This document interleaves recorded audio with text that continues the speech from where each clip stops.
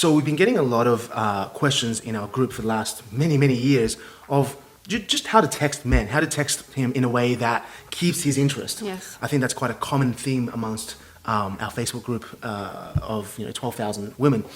And one of the key things, I guess, when you go about texting men is just not be boring. Just no, don't just focus on yourself. Don't think about the interaction as what you can take out of that. Most women, when they want to know how to keep a guy interested through text, in most cases they've already become attached to the guy. So they've previously somehow attached either to the guy or to some idea and fantasy in their minds of what they could be with this guy. And there's nothing wrong with this attachment. Nothing at all. It's so ubiquitous that we've given it a name. Mm-hmm. It's called your feminine bias for early attachment. So it's not the attachment that's wrong. It's just our lack of awareness that it's there and that we need to use it in the right way to benefit us. So if you're already attached to the guy, a lot of the times what that means is that it comes through in your texting because you have this tunnel vision for, okay, how do I get the guy? How do I get what I need from him, and how do I make him just put all his attention on me and respond to me and give me the attention, give me the validation, whatever it is, approval, whatever it is, just attention, give it to me. Yeah, and there's nothing wrong with that again, but the fact is that if you're going to maintain interest through texting, if you want to know how to text a guy to keep him interested, to keep him hooked, you have to make a reciprocal interaction where you both feel excitement and romantic tension. So you want to build the mystery in the conversation. And what's the best way to do that, David? I think, first of all, a bit of push and pull, a bit of banter. We've talked a lot about banter over the last many years. The point here is to keep it playful. You've got to keep it playful, especially through text. It's such a limited way to communicate as it is. It's, research has shown that words themselves only carry like 9% of all communication. So you're very limited already through this medium.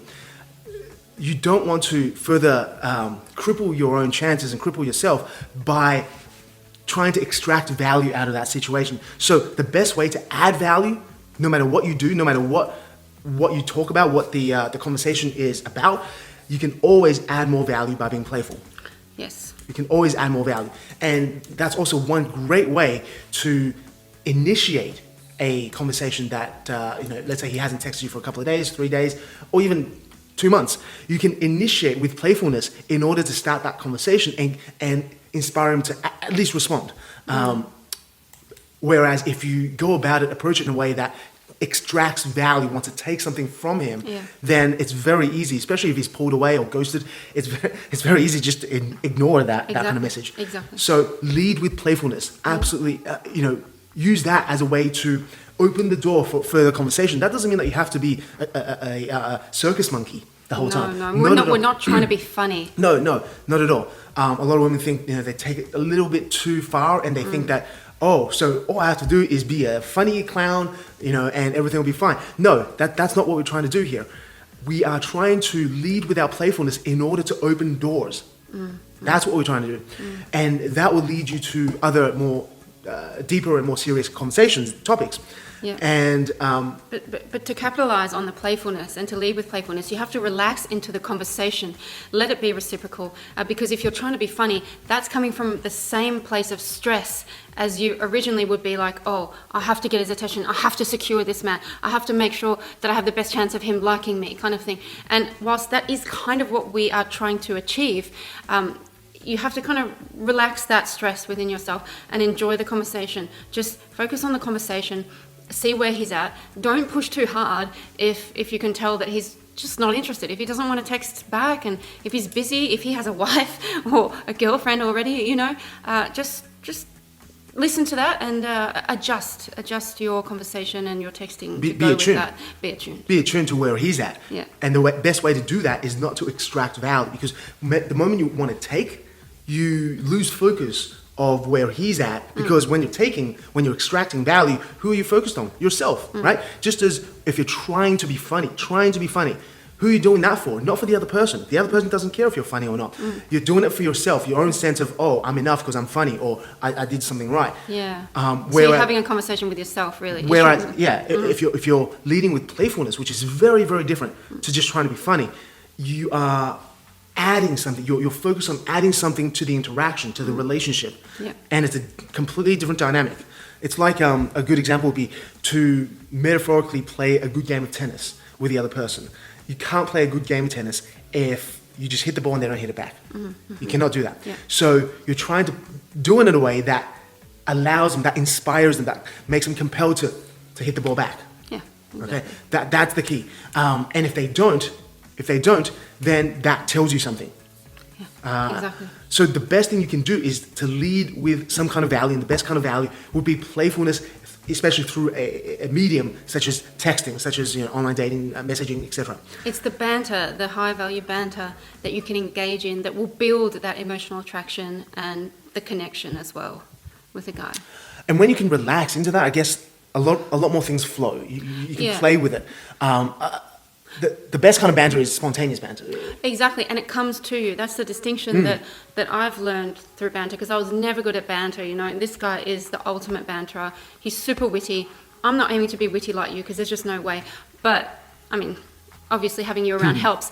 But what I've learned through being inspired by David to banter more is that the banter, it comes to me, the playfulness comes to me. So if you're relaxed, if you're not stressed and trying to be a particular person or to be a funny circus monkey, these banter moments, the playful moments, actually come to you. They do come to you, yeah.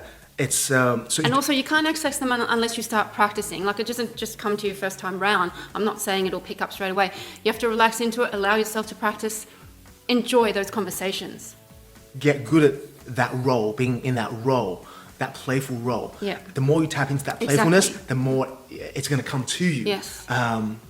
It's hard to explain to someone who I guess, who hasn't experienced this Yeah. kind of thing. Where if you're just in that particular role, things come to you. Things Exactly. come together, That's right. and it's like, wow, I didn't Yeah. know I could be this funny, Exactly. but I am. Yeah. But when you're stressed, I didn't obviously, know I could be you- this playful. yeah, Yeah. yeah. Yeah. When you're stressed, you shut down that part of you. Exactly. It can't access that role, that playful role. So I think it's a role that we all need to practice more. Yes. You look at kids. How do they play in the playgrounds? They don't care. They don't have any rules. They just go to another kid and, hey, you're it, run, right? So Yeah. they have no rules. They just lead with their own playfulness and see where that goes. And a lot of the times, kids hit it off real quick, and suddenly, before you know it, and a whole bunch of them are, chasing each other. And the key with kids is that there's just no pressure to be a certain way, unless, of course, you've got horrible school teachers who have 1,056 rules for how you need to be every day.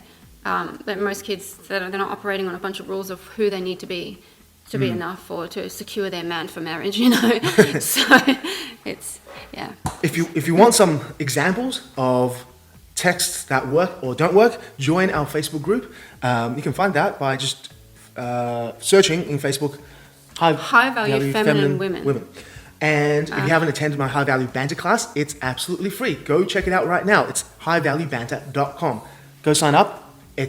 Take that class, it's amazing. So many women have taken it and they've put the texts to work straight away, and they suddenly enjoyed dating. They suddenly had a ton of fun dating. And you know what? Several of these women have gotten married super quickly to the love of their lives. And we'll send you those using case studies. banter. Yeah, we'll send you those case studies as well. All right, hope that makes sense. Go out there, practice it. Most important thing is practice this role. Get into that playful part, side of you, and use that banter, use that playfulness, and try and bring out the playfulness in others as well as you go along. Exactly. All right? Yep. Talk to you soon, guys. Bye. Don't make this mistake. Mistake? Don't make this a mistake. Don't make it a mistake.